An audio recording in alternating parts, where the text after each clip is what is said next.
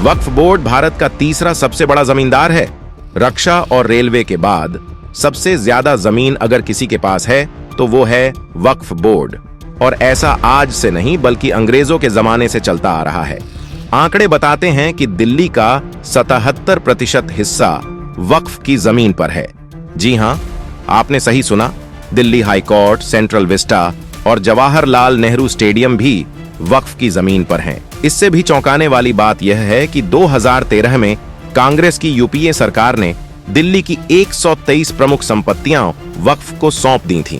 और आपको बता दें, वक्फ का एक सिद्धांत है, वंस वक्फ ऑलवेज वक्फ। मतलब एक बार जमीन वक्फ हो गई तो वो हमेशा के लिए वक्फ की ही रहेगी। इसे न कोई ले सकता है न छीन सकता है। वैसे तो वक्फ का मतलब होता है किसी संपत्ति को समुदाय विशेष के भगवान के नाम पर दान करना, जो कि एक धार्मिक उद्देश्य से दिया जाता है, न कि कब्जा करके।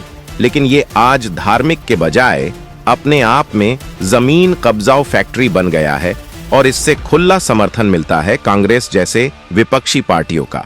चलिए जानते हैं वक्फ बोर्ड के हैरान करने वाले राज। इस वीडियो में वक्फ बोर्ड का संचालन केवल उन्हीं के मजहब के लोगों द्वारा किया जाता है और इसमें कई विवादास्पद धाराएं हैं, जैसे कि धारा 4। इस धारा के तहत वक्फ सर्वेयर को एक सिविल कोर्ट जैसी शक्तियां दी गई हैं। और मजेदार बात यह है कि इस सर्वे का पूरा खर्च राज्य सरकार उठाती है। उदाहरण के तौर पे समझे तो एक हिंदू की संपत्ति को अगर वक्फ अपनी संपत्ति घोषित कर देता है तो उसकी जांच का खर्च भी उसी हिंदू टैक्स पेयर को उठाना पड़ेगा।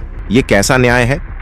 धारा 40। यह धारा वक्फ को ये शक्ति देती है कि वो खुद तय करे कि कौन सी जमीन वक्फ की है और कौन सी नहीं। और अगर वक्फ आपकी संपत्ति पर दावा करता है तो इसे असत्य सिद्ध करना भी आपकी जिम्मेदारी होती है। यानी वक्फ तय करेगा कि आपकी जमीन उसकी है या नहीं, और अगर वो तय कर लेता है कि वो उसकी है तो आप साबित कीजिए कि वो उसकी नहीं है। वक्फ को कांग्रेस ने इतनी पावर दे दी है कि आप देश के किसी भी न्यायालय में उसे लेकर नहीं जा सकते। और यही ग्राउंड रियलिटी है। वक्फ ट्रिब्यूनल का फैसला एक लंबे और महंगे कानूनी प्रक्रिया के बाद भी शायद पलटना नामुमकिन साबित हो सकता है।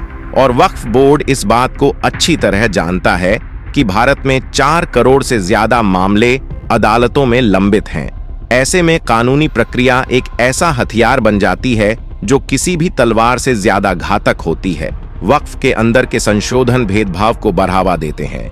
जैसे वक्फ एक्ट एक समुदाय के हित में है, वैसा संविधान में कोई कानून नहीं जो हिंदुओं की धार्मिक संपत्तियों की सुरक्षा का कोई प्रावधान दे। ये हमारे संविधान के अनुच्छेद 14, 15 और 25 के भी खिलाफ है। ऐसा लगता है मानो वक्फ बोर्ड एक समानांतर सरकार चला रहा हो, जिसमें अपना विधानमंडल, कार्यपालिका और न्यायपालिका हो। और यही कारण है कि कुछ लोगों को लगता है कि ज्ञानवापी मस्जिद जो प्राचीन काशी विश्वनाथ मंदिर के ऊपर बनी है, वक्फ की जमीन है। तो क्या औरंगजेब ने जो विशाल काशी विश्वनाथ मंदिर को ध्वस्त किया था वो भी वक्फ की जमीन थी? ये कैसा तर्क है कि 1500 साल पुराना हिंदू मंदिर इस्लाम के आने से भी पहले वक्फ की जमीन हो सकता है? वही कांग्रेस ने अपनी वोट बैंक की राजनीति के लिए वक्फ को अपना पूरा समर्थन दिया।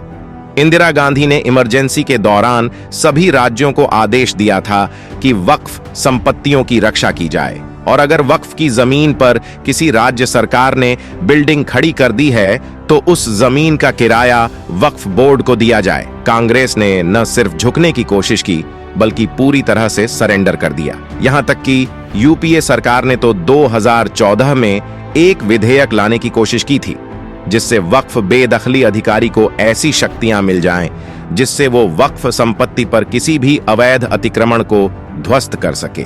लेकिन ये सवाल सिर्फ एक पार्टी का नहीं है। वक्फ बोर्ड के इस प्रकार के नियमों को लेकर चर्चा क्यों नहीं की गई? क्यों विपक्षी पार्टियां ऐसे बिल का समर्थन करती आई हैं? क्या ये तुष्टीकरण की राजनीति नहीं है? ये सवाल उठता है कि हिंदुओं के पास ऐसा कोई कानून क्यों नहीं है, न सिखों के पास, न ईसाइयों के पास, और न ही तुर्की, सूडान और मिस्र जैसे देशों में जो कि शरिया कानून से चलते हैं। फिर भी भारत में एक वक्फ बोर्ड एक समानांतर सरकार की तरह काम कर रहा है। क्या आप इसे न्याय मानते हैं? क्या भारत एक धर्मनिरपेक्ष देश है या फिर एक धर्म विशेष के लिए कानूनों का एक अलग स्टेट है? क्या वक्फ के इस भेदभाव और भ्रष्टाचार वाले एक्ट में संशोधन नहीं होना चाहिए? हमें कमेंट्स में बताएं।